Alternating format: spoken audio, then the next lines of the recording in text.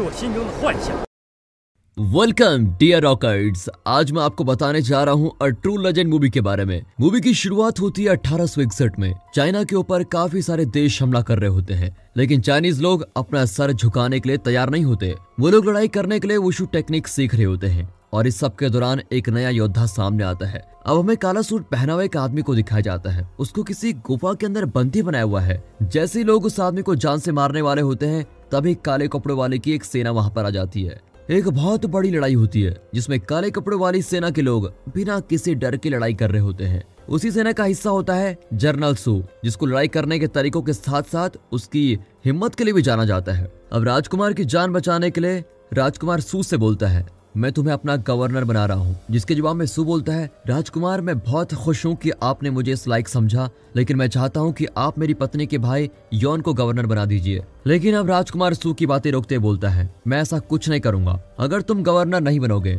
तो मैं यॉन को यहाँ से बाहर निकाल दूंगा। अब ये बातें सुनकर सू ऐसा बिल्कुल नहीं करना चाहता। वो तो एक वुशु मास्टर बनना चाहता है। वो सभी लोगों को अपनी वुशु टेक्निक सिखाता है। अब सू यॉन को बोलता है, मुझे विश्वास है कि अगर मैं ऐसा करूंगा तो तुम जरूर ही गवर्नर बनोगे। और फिर शाम के समय सू वहां से चला जाता है। इस तरह करते करते 5 साल गुजर चुके हैं। अब यान सू और उसके परिवार से मिलने जाता है। सू और उसका परिवार खुशियों के साथ अलग ही रह रहा होता है और इसके दौरान सू अपनी मार्शल आर्ट्स को बेहतर करने में लगा हुआ है। यॉन को अपनी बहन यिंग मिलती है, जो कि अपने बेटे फैंग की मुलाकात यॉन से करवाती है। यॉन को अपने पापा की बोली किसी भी बात पर विश्वास नहीं है। असल में वो यहाँ पर लड़ाई करने के लिए आया हुआ है। यॉन को पता लग गया है कि उसके असली पापा को इस बूढ़े आदमी ने मारा है। यॉन ने इन 5 सालों में एक खतरनाक टेक्निक सीख ली है और झूठ बोलने के लिए वो बूढ़े आदमी को मार देता है। यिंग ये सब कुछ देख लेती है और फैंग को लेकर वहां से भाग जाती है।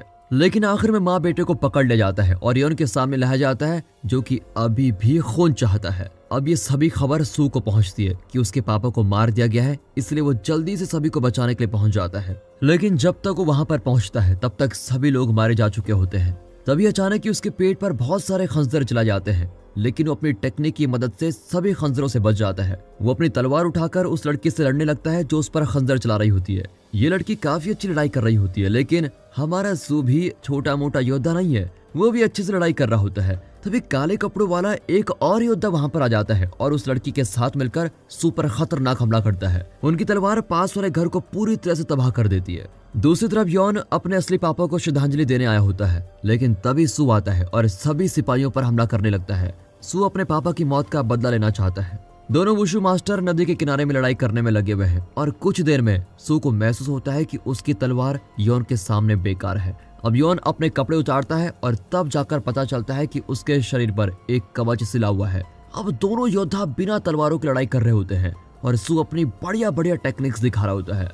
लेकिन ऐसे ही किसी मौके के लिए यॉन के पास कोई खास टेक्निक होती है। वो जहरीले 5 पंजों वाली नाम की एक टेक्निक यूज करता है जिससे कोई नहीं बच सकता। यॉन बिल्कुल अपने असली पापा की तरह बन गया है। बेचारा सू लड़ाई में हार जाता है, लेकिन यॉन उसकी जान बख्शने का तय करता है और उसको उठाकर नदी में फेंक देता है। अब सू की पत्नी यिंग ये सब कुछ देख नहीं पाती और अपने पति को बचाने के लिए पानी में कूद जाती है। यिंग को नदी में होश आता है, लेकिन सू को अभी तक होश नहीं आया होता। अब यिंग सू को एक चीज पर रखकर पहाड़ी के ऊपर तक खींच रही होती है। इतनी देर तक सू को खींचने की वजह से यिंग के पूरे शरीर पर खून ही खून लगा हुआ होता है।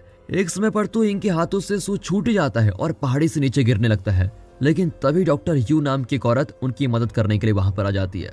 कुछ समय बाद सू को डॉक्टर यू के घर में होश आता है। यू और यिंग के बीच अब ठीक ठाक दोस्ती हो गई है। सू की पत्नी यिंग अच्छी वाइन बनाती है, जिसको यू ले जाकर गरीबों में बांट देती है और इसके साथ साथ कुछ दवाइयां भी बांटती है। सू बड़ी मुश्किल से इस जहरीले पंजे वाले टेक्निक से बच पाया, क्योंकि बहुत ही कम लोग हैं जो इस हमले के बाद जिंदा बच जाते हैं। उसके सीधे हाथ की मांसपेशियां तो बिल्कुल खत्म हो गई है, वो बिल्कुल भी काम नहीं कर रहा है और इससे सू बहुत ज्यादा दुखी होता है कि अब मैं क्या करूं, क्योंकि वो अपने हाथ से चावलों की टोकरी भी नहीं उठा पाता। बहुत ही ज्यादा दर्द में होता है और शराब के सहारे अपनी जिंदगी चला रहा होता है। तीनों यू के घर में साथ साथ रह रहे होते हैं।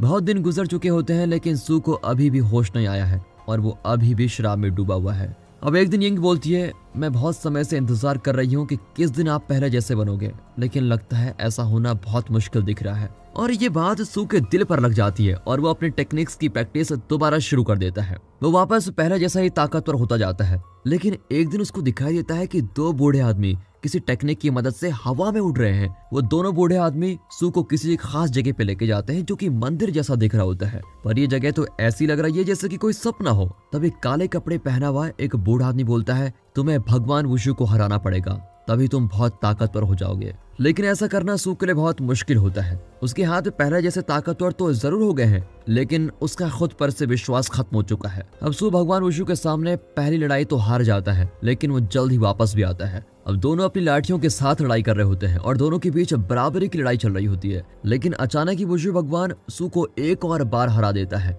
अब सू के काफी दिन ऐसे ही गुजर रहे होते हैं। दोनों बार बार एक दूसरे से लड़ते रहते हैं ताकि सू का खुद पर से विश्वास वापस जाग जाए। एक दिन दिखाते हैं तो सू वुशु भगवान से हारकर घर पहुंचता है। उसके शरीर पर बहुत सारे जख्म लगे हुए होते हैं। इस सब के दौरान उसका शरीर तो ताकतवर हो रहा है, लेकिन उसकी मानसिक स्थिति अभी भी वैसी है। वो अभी भी दिमाग से बहुत कमजोर है। एक दिन यू यिंग से पूछती है, ये वुशु भगवान क्या है? ये सच में है भी या नहीं? मुझे तो लगता है कि तुम्हारा पति पागल हो चुका है, वो खुद से कोई उल्टी फुल्टी चीजें कह रहा है। इस तरह करते करते पूरा एक साल गुजर जाता है और अब यिंग तय करती है कि वो सू की ट्रेनिंग देखने जाएगी। वो देखती है कि सू खुद के साथ ट्रेनिंग कर रहा है और अकेले भगवान से बातें कर रहा होता है। यिंग इस बारे में सू को बताती है, लेकिन सू को इस बारे में कोई फर्क नहीं पड़ता। वो बोलता है, मुझे फर्क नहीं पड़ता कि भगवान सच में है या नहीं, अगर इस तरह मैं ताकतवर बन सकता हूँ तो ये तो बहुत बढ़िया है। मैं अपने परिवार को वापस पूरा करना चाहता हूँ, मैं हमारे बेटे को वापस हमारे पास लाना चाहता हूँ। अब यिंग बैठे बैठे शराब पी लेती है। वो हवा से बातें कर रही होती है। वो बताती है कि वो वापस अपने बेटे से मिलना चाहती है, अपने बेटे से बात करना चाहती है। अब सू भी उसके साथ बैठकर शराब पीने लगता है। अब सू धीरे धीरे बहुत ही ज्यादा ताकतवर बनता जाता है। अब भगवान वुशु बोलते हैं, तुम्हारा खुद पर विश्वास वापस जाग गया है, मेरे हिसाब से तुम अपनी लड़ाई के लिए अब बिल्कुल तैयार हो। सू को महसूस होता है कि ये भगवान और बाकी सभी चीजें सिर्फ उसके दिमाग में है और ये इसलिए है ताकि वो खुद को ताकतवर बना सके। वैसे दोस्तों, बचपन में मुझे भी मार्शल आर्ट सीखने का काफी मन था। क्या आप भी मेरी तरह मार्शल आर्ट्स पसंद करते हैं? कमेंट करके बताइएगा। अब घर पहुंचकर सू को खत मिलता है जिसमें यिंग ने लिखा हुआ है कि वो अपने बेटे के पास वापस जा रही है। यिंग अपने बेटे के लिए वापस योन के पास आई है, लेकिन योन का ऐसा करने का कोई मूड नहीं है। इस सब के दौरान सू भी महल के अंदर पहुंच गया है और सभी सिपाहियों से लड़ने में लगा हुआ है। वो हमेशा की तरह ताकतवर दिख रहा होता है। तभी योन अपने आदमियों को बोलता है, तुम लोग यिंग को जंगल में ले जाकर जिंदा दफना दो। और इसके दौरान दिखाते हैं तो सू तो पहरेदारों से लड़ने में लगा हुआ है। यिंग को अब एक डब्बे में डाला जाता है और फिर उसको जमीन में जिंदा ही दफना दिया जाता है। जिन लोगों को पता था कि यिंग को कहाँ दफनाया गया है, उन लोगों को योन ने जान से मार दिया है। योन के दोनों बॉडीगार्ड्स को सू मार देता है और अब आखिरकार वो उस आदमी से लड़ पा रहा है जिसको एक समय पर वो अपना भाई मानता था। अब योन अपनी जहरीली पंजों वाले टेक्निक्स यूज करता है, लेकिन सू इतना ज्यादा ताकतवर हो गया है कि योन उसका कुछ भी नहीं कर पाता। सू योन को फिर एक गड्ढे में गिरा देता है जिसके अंदर बहुत सारे जहरीले सांप होते हैं। दोनों अंदर एक दूसरे से खूब लड़ने में लगे हुए होते हैं। सू योन के शरीर पर सिला हुआ थोड़ा सा कवच भी उतार देता है।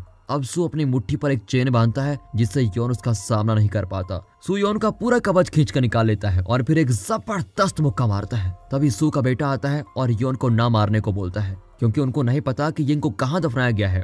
सू जल्दी से जंगल में जाता है और बारिश की वजह से जमीन में दफनाया डब्बा उनको दिखने लग जाता है, लेकिन उसके पास इतना सारा समय नहीं है कि वो यिंग को बाहर निकाल सके। यिंग अब तक मर चुकी है और अब उसको कोई जिंदा नहीं कर सकता।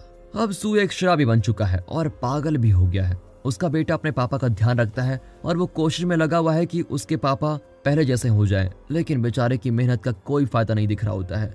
सू को काफी बार चाइनीज और बाहर के देशों के लोग दिखते हैं जो कि एक दूसरे से लड़ रहे होते हैं, लेकिन सू इन सभी चीजों से दूर रहता है। अब सू किसी नई जगह पर जाता है और वहाँ बैठा हुआ शराब पीता है, लेकिन वो असली शराब नहीं है। एक आदमी का ध्यान सू पर जाता है, इसलिए वो सू को कुछ शराब पिलाता है, लेकिन किसी वजह से दोनों के बीच लड़ाई शुरू हो जाती है और तभी हमें ड्रंकन फिस्ट टेक्निक्स देखने को मिलती है। हाँ जी दोस्तों, ये वही टेक्निक है जिसको हम बहुत समय से जानते हैं। सू और उससे लड़ने वाला आदमी शराब पी रहे होते हैं और साथ ही साथ लड़ाई करने में भी लगे हुए हैं, लेकिन अचानक ही वो दूसरा आदमी गायब हो जाता है। तभी माँ नाम का एक आदमी बिल्डिंग में आता है और सू से बोलता है, मैं आपको जानता हूँ, इसलिए मैं आपके साथ मिलकर लड़ना चाहता हूँ। लेकिन सू अभी भी अपनी दुनिया में खोया हुआ है, इसलिए माँ सू की तलवार उसको वापस करता है। सू माँ से बोलता है कि तुम मेरे बेटे फैंग का ध्यान रखो और फिर फैंग को वो अपने से दूर भेज देता है। इसके बाद सू को कुछ चीजें दिखाई देती हैं और उसको कुछ चीजें समझ में भी आ जाती हैं कि हो क्या रहा है। उसको अपने बेटे फैंग से जुड़ा प्यार वापस याद आ जाता है। अब दिखाया जाता है कि माँ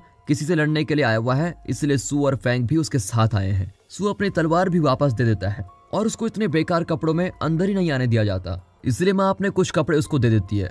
फिर वो सभी अंदर जाते हैं और देखते हैं कि किसी और देश का आदमी एक चाइनीज आदमी को जान से मार रहा है।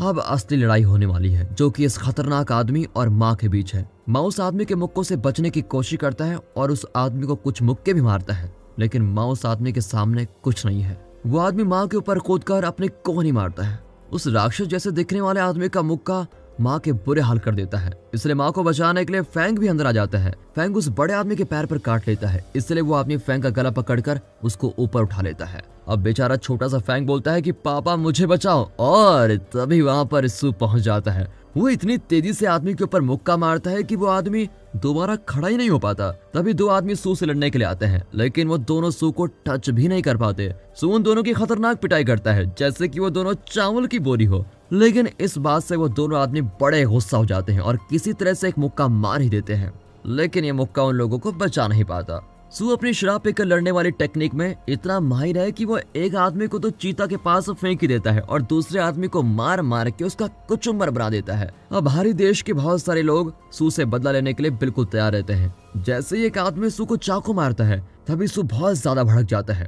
वो इतनी तेजी और ताकत से हमला करता है कि सभी लोग मिलकर भी उसको टच नहीं कर पा रहे होते हैं। उसकी फुर्ती के सामने कोई टिक नहीं पाता और वो सभी लोगों को जान से मार देता है। लेकिन इस सब के दौरान वो लगभग खुद को भी मार देता है। उसका सर पीछे से